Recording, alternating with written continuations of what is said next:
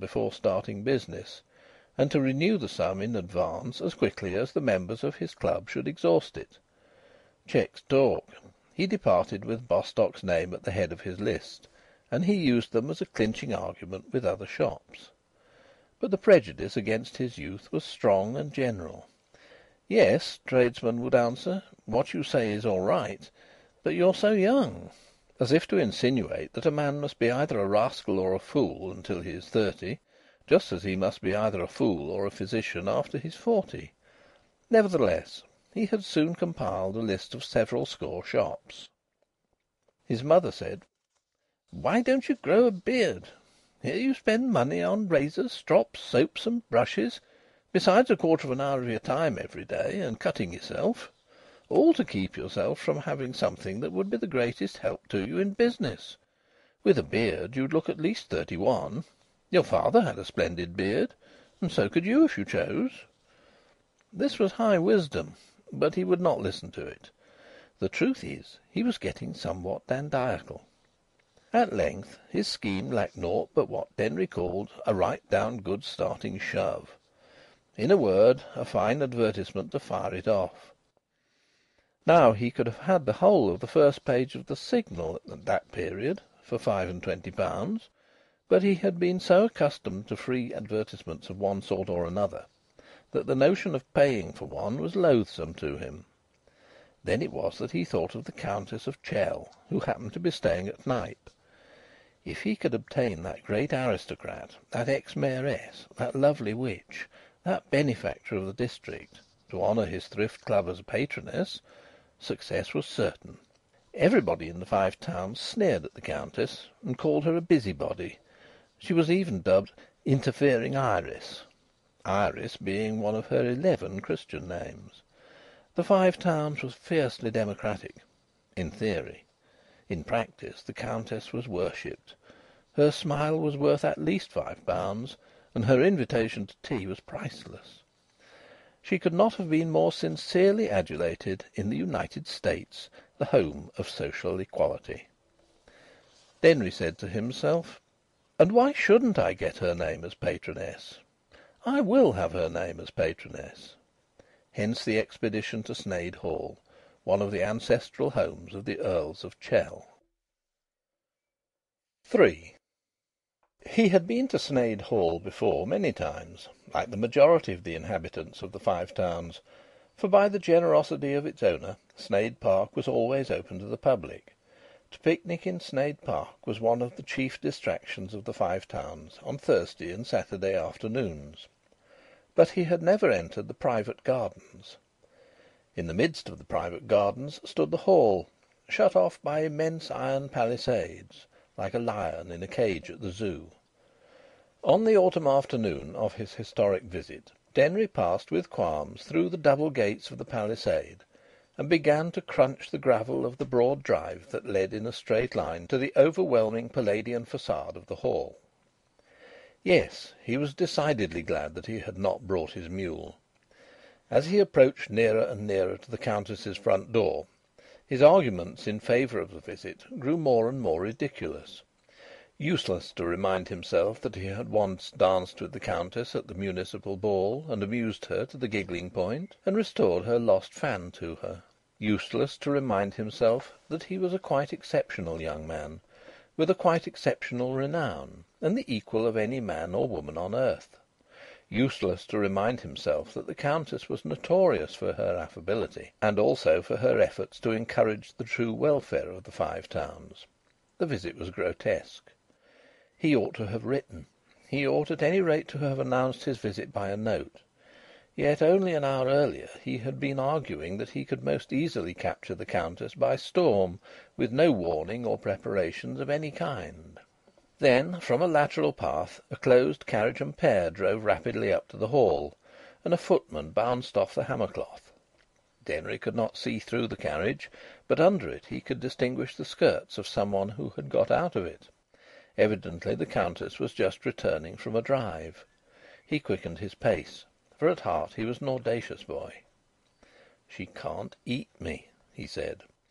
This assertion was absolutely irrefutable, and yet there remained in his bold heart an irrational fear that after all she could eat him.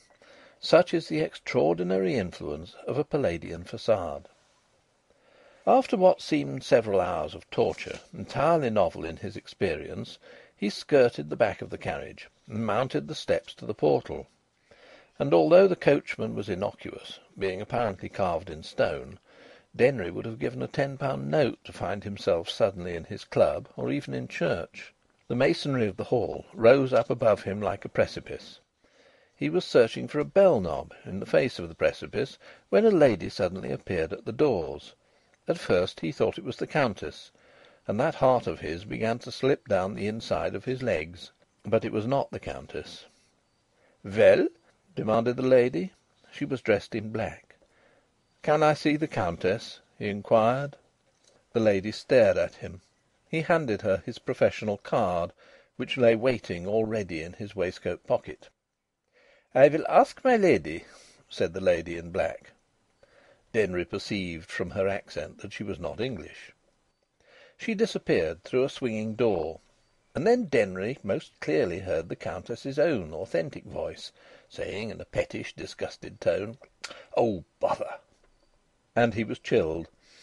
He seriously wished that he had never thought of starting his confounded Universal Thrift Club. After some time the carriage suddenly drove off, presumably to the stables. As he was now within the hollow of the porch, a sort of cave at the foot of the precipice, he could not see along the length of the façade. Nobody came to him. The lady who had promised to ask my lady whether the latter could see him did not return.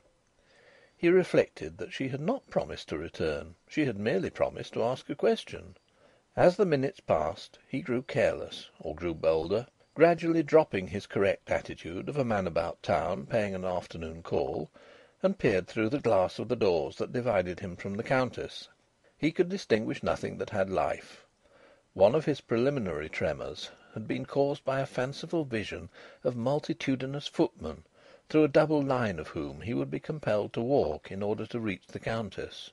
But there was not even one footman. This complete absence of indoor footmen seemed to him remiss, not in accordance with centuries of tradition concerning life at Sneyd.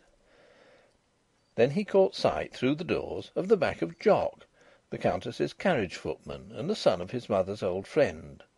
Jock was standing motionless at a half-opened door to the right of the space between Denry's double doors and the next pair of double doors. Denry tried to attract Jock's attention by singular movements and strange noises of the mouth. But Jock, like his partner the coachman, appeared to be carven in stone. Denry decided that he would go in and have speech with Jock. They were on Christian name terms, or had been a few years ago. He unobtrusively pushed at the doors, and at the very same moment Jock, with a start, as though released from some spell, vanished away from the door to the right. Denry was now within. "Jock!" He gave a whispering cry, rather conspiratorial in tone, and as Jock offered no response, he hurried after Jock through the door to the right. This door led to a large apartment, which struck Denry as being an idealisation of a first-class waiting-room at a highly important terminal station. In a wall to the left was a small door, half open. Jock must have gone through that door. Denry hesitated. He had not properly been invited into the hall. But in hesitating he was wrong. He ought to have followed his prey without qualms. When he had conquered qualms and reached the further door, his eyes were met, to their amazement, by an immense perspective of great chambers. Denry had once seen a Pullman car which had halted at Knype station with a French actress on board. What he saw now presented itself to him as a train of Pullman cars, one opening into the other, constructed for giants. Each car was about as large as the large hall in Bursley Town Hall, and like that auditorium had a ceiling painted to represent blue sky, milk-white clouds and birds. But in the corners were groups of naked cupids, swimming joyously on the ceiling. In Bursley Town Hall there were no naked cupids. He understood now that he had been quite wrong in his estimate of the room by which he had come into this Versailles.